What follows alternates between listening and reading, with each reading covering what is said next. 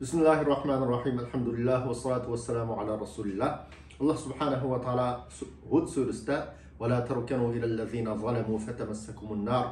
Ey müminler, zalimlarga mayil bolmanglar, boysunmanglar, ularni yaxshi ko'rmanglar, unda qilib qolsanglar, sizlar dovzax kirishga bu sabab bo'ladi degan. Shuning uchun biz zalim qarshi turish uchun ve bu zalimga bütün dünyadaki Müslümanları qarshi turishga chaqirish uchun Sharq Turkiston Ulamolar Birligi 6 ayning 10 kuni xalqaro bir ilmiy muhokama yig'ini o'rinlashtirdi.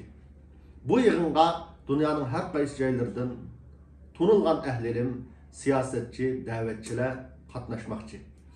Shuning uchun biz Sharq Turkiston xalqini ati ochiladigan yig'inga alohida qatnashishni umid qilamiz, talab qilamiz. Chunki mehmonlarga bizning haq yo'lda ekanligimiz, bu davoyimiz rostchil ekanligimizni ifodalash uchun xalqimizning u so'rinda bo'lishi nihoyat muhim. Biz mush yig'inga jonliq qatnashish orqali butun dunyodan kelgan mehmonlarga zaminimizning beso'limgan bir zamin ekanligi, bu zaminni talab qilish bizning haqqimizning bor ekanligini tunutish maqsadimiz bor. Shuning uchun ata Safaköy'den bir neçe tane abduz uğurlaştırıldı.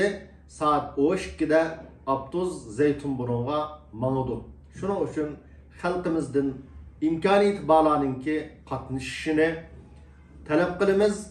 Yığın katnışanmağalla özünün koludaki telefon arkalık bu yığının faaliyetlerini dünyaya canlıq takip edip bir kişilik hessini koşuşunu ümit kılımız.